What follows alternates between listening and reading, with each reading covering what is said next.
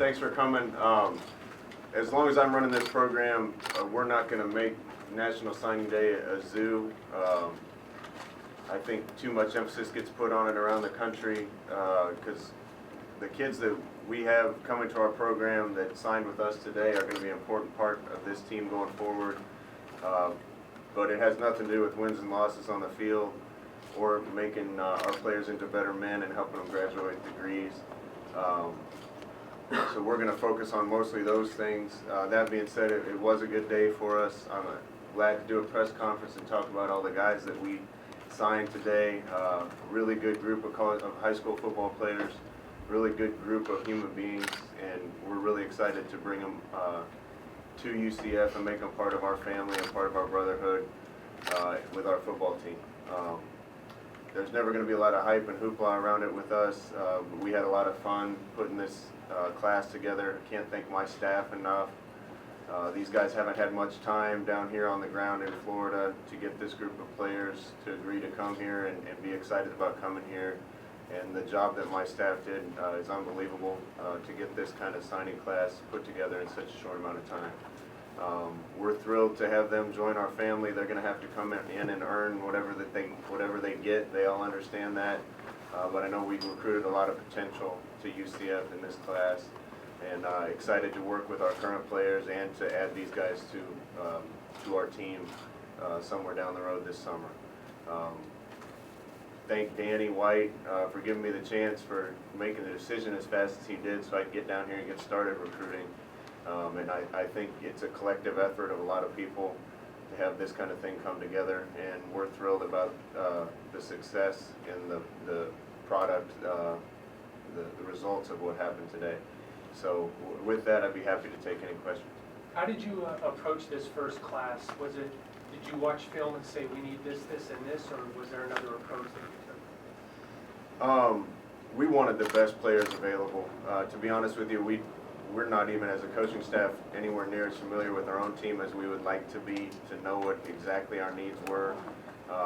Coming off a tough season last year, we felt like we were going to take the best possible players that we could. I think there were some areas that we definitely wanted to focus on in this recruiting class, but we had about 21 spots available to us, and we wanted to sign the best players that we possibly could find.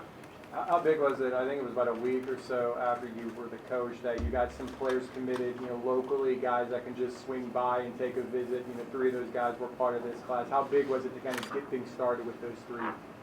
Well, I think getting some early success and some people in the boat early on was key, not only for some momentum, but also to get the number closer to where we wanted to get it so that we could dial it down and really identify the guys that could round out the class. So this was an organizational puzzle that we had to put together, as well as a recruiting puzzle that we had to put together. And getting some guys in the boat early really helped us realize what we needed to still find and identify the kids that we were going to go after. Was recruiting the state of Florida as important as it looks with the kids you got, or did it just sort of happen that way? Listen, I think the state of Florida plays as good a high school football as there is in the country. There's as much talent here as in any state in the country. We can win with that talent right here. We're going to continue to recruit Florida. We're going to recruit Florida hard. And I'm thrilled to have the majority of our class come from right here in the state of Florida. You said you wanted to get 20 athletes. You did. Did your recruiting experience meet your expectations, or did it exceed it? I was just talking with Ryan Held, one of our assistant coaches, about how many players we were able to reach out to in a short time and what percentage of those we ended up signing. And our percentage is really high. Almost every kid that we got in contact with was interested in this place. That's what really attracted me to this job, and I think that's what's going to attract players today and down the road to this place. Everybody sees this as a place that we can win games. What we tell the recruits, we're going to tell the players. You get done with recruiting as an 18-year-old, and the minute signing day's over, you don't have 100 people telling you how great you are. You go from a highly prized recruit to a freshman. So I think to put too much emphasis on it is a mistake. The freshmen that come in and succeed early on are usually the ones that are able to separate themselves from the recruiting and go back to work. They made themselves into some of the best high school players in the country. Now it's time to start over and make yourself into one of the best college players. That isn't just going to happen. So getting players into a university is as important as anything as far as winning and losing goes. But it's up to those kids now to get to campus and do what they have to do to make themselves successful. So this is just one piece in a long process. Coach, when you took over, you said you were going to stress the Central Florida area. What sort of things did you do to do that? I mean, did you visit all the high schools? How did that work out? Well, when I got here, we only had about a week left before the dead period. When I first arrived in Orlando, Coach Beckton was helping, Kevin Smith was helping, Coach Fish was helping, Travis Fisher. Got to give a lot of credit to Ryan Callahan, who stayed on in our recruiting office. Those guys were the only ones that knew the names of the kids that we were going to target. We started right here locally. I think we had 3 kids from within 40 miles of here commit in the first week, and that really got the ball rolling. So I give a ton of credit to T. Fish and Beck and Ryan for getting us off on the right foot. How were you received by the local kids and the local coaches? Our reception has been unbelievable. When we've gone out to schools, when people have seen the UCF logo walk into their high schools, kids are excited, coaches are excited. There's a lot of momentum and enthusiasm around it right now. It's going to be our job to continue to build on that. I think we added some pieces to the roster that are going to help us either sooner or later, but it's going to be our job to keep this momentum and enthusiasm growing. Coach, can you talk a little bit about the quarterback from Hawaii that you got? I know you were familiar with him. I know he went to the Oregon camp. I think he was the most valuable player over there. When I talked to him, he said, you actually reached out to him after you got the job. He wasn't initially interested because he thought he was going to Hawaii. Obviously, reconsidered. Can you talk a little bit about him and what kind of skill set he's going to bring? Yeah, Mackenzie Milton is a kid from Mililani High School on Oahu. He's been at Oregon camp twice, and I've had a relationship with him for quite a while. My opinion, if Mackenzie was 6'4", he'd be one of the top 2 or 3 quarterbacks in the country. He's not. He's about 6 foot. I saw him play at Oregon camp, and he was far and away the best player. For sure the best quarterback at that camp. Really excited about him. We're going to get him in here and let him get to work. Mario Verduzco did an unbelievable job recruiting him. In fact, he had to fly all the way out to Hawaii from Orlando, which took about a whole week of recruiting. He probably spent a little time on Waikiki.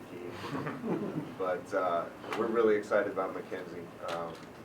He's just got the it factor, whatever it is that a quarterback needs. I saw it in camp, and I saw it on high school tape.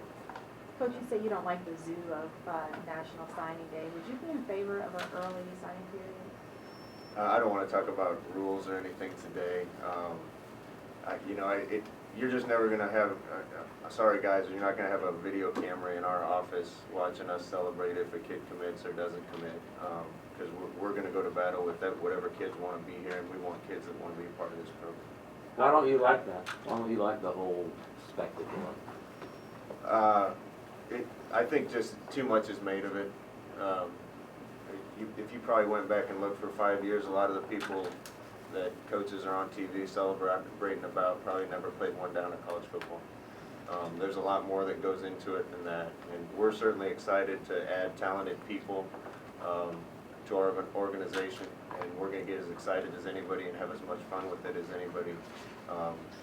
But signing day isn't going to win you games. How did you recruit a player from Finland? There's got to be a story behind that. He's originally from Congo, right? We're here. He's originally from the Democratic Republic of Congo or Republic of Congo. I can't remember. Moved to Finland and then moved to the United States of America. He's at a junior college now. Coach DeWitt actually got on the phone with his dad, who didn't speak English very well. Coach DeWitt is fluent in French, and so is his dad. So I didn't know I hired a bilingual coach, but that certainly helped us in the recruiting process.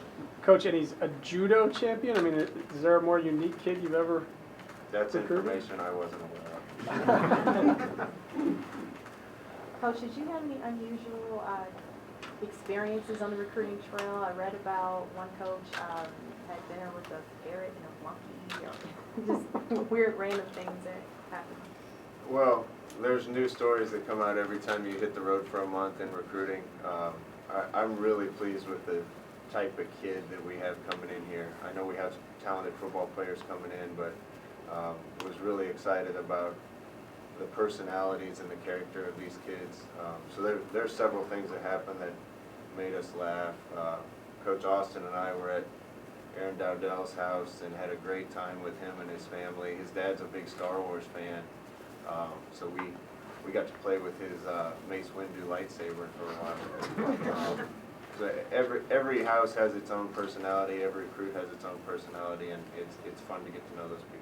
What was it like recruiting, I guess, the receiver that announced this afternoon, Dredrick Snelson? I know he was committed to Minnesota for a long time. You guys obviously knew he was coming because you were ready to announce it as soon as he announced it. I guess everyone's watching on Periscope on Twitter to see what he was going to do. What was that recruitment like the last few weeks? We're excited to get Dredrick.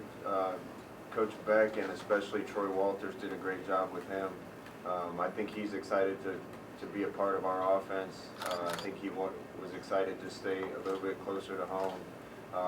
You know, we need some guys to come in here and be home run hitters on our offense, and guys that can take the ball in space and make people miss and score from a long way out.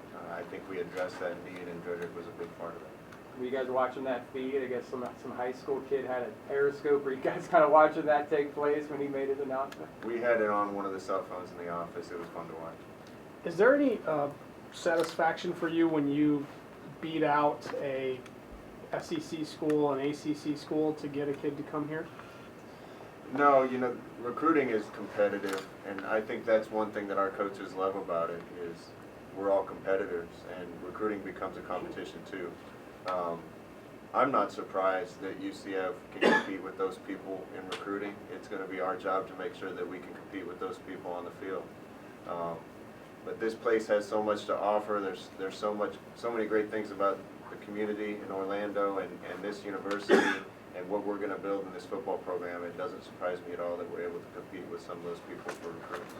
What time did you guys all go to bed last night, and what time did you guys get here?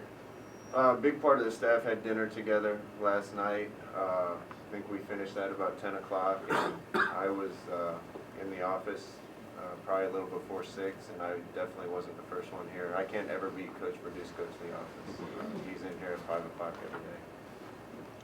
Some coaches put a timetable on how successful an incoming class is. It's usually a few years or whatever. What's your philosophy going to be? How are you going to be able to tell whether this was a hit? Well, I don't think you know everything about a recruiting class until 4 or 5 years is up, and you see how all those people progress through your program and helped you. Like I said, right now, all I can say is we recruited a really, really talented bunch of high school football players, and I think we recruited a lot of potential. Now it's up to us and to them to make sure that they maximize that potential. And we'll see how it goes. I think they're coming into a unique situation because we're going to let everybody compete. We're going to play the best players that we have available to us, whether they're seniors or whether they're first-year players. And I think that might have been a little bit of what helped us in this recruiting class is these guys expect to come in and compete, and we're going to give them a chance to, but they're going to have to earn what they get. Coach, did the being 0-12 last year hurt you or help you in your group? You know, I don't think it came up much. I think everybody saw this as a fresh start. I think the recruits recognized a lot of things about what we were doing, and we're excited about it. I think they see it as a fresh start, and kids wanted to be a part of it. I can't thank the staff enough. We didn't have the whole staff the entire time in recruiting, and in a short amount of time, what they were able to get done with this class is amazing. I can't wait to see what they can do when they have more time to recruit. Coach, last year, mostly out of necessity, a lot of the younger players, freshmen, redshirt freshmen, had to play. When going out on the recruiting trail and getting these kids, are you expecting to see some of them get playing time next year, or was the anticipation to hopefully not have to do that? Well, people keep asking me about players on our team and recruits. If someone tells you how a car runs before they even take it on a test drive, they're probably not being real honest with you. we haven't had a chance to spend much time with our current team. We haven't gotten to see our recruits on the field. So for me to speculate of who's going to play and how many are going to get to play would be foolish. I know, like I said, we recruited a lot of potential in this class. I'm thrilled with it. I think the sky is the limit for what some of these guys can accomplish, but it's up to them to come in here and hit the ground and get to work and make sure it happens. Is there a certain playing style that these kids have that maybe are compatible with the playing style you want to instill in this team? You know, that's one of the great fits about what we're bringing to UCF. I think the majority of high schools in this state run an offense that's at least similar to what we're going to run. We're going to be the only university in the state that runs this type of offense. So it's a natural fit for a lot of people. Defensively, we're going to play a fast, aggressive style, and I think that appeals to a lot of people.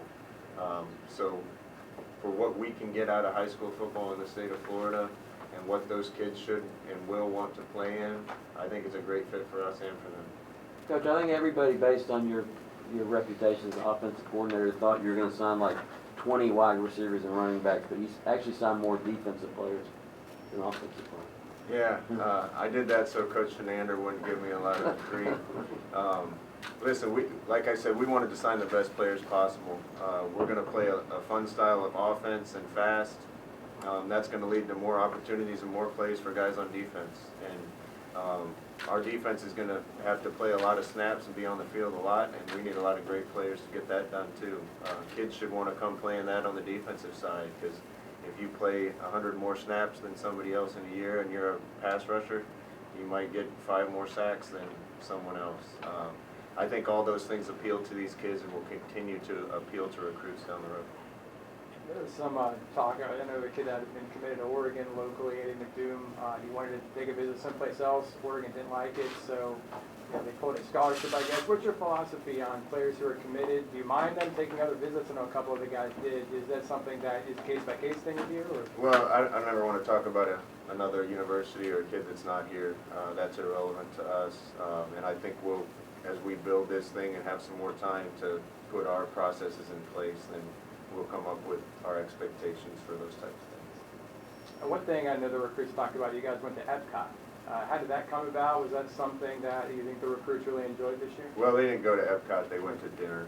Epcot. It was a recruiting dinner. Yeah. Anything else for Coach Frost? Coach, Adrian Fillings was the first guy to make that leap with you. What do you see from him? We're excited about AK. He was the first one in, drove down from Daytona to commit to us after a couple conversations on the phone. He's really fast, and we're looking to get as many fast guys into the boat as we can. Excited to talk about all these recruits. He's one of many that I think can really go, can really run, and can be a game breaker and a game changer for us. We also had to address our offensive and defensive line and make sure that we're getting people up front on both sides. I think we did a great job with that. Got some real hitters on the defensive side, got some pass catchers and some guys who can run the ball on the offensive side. Really balanced class, and I'm excited about all of them. I assume you don't pay much attention to the recruiting rankings. The recruiting rankings are what they are. It's flattering to see where you end up.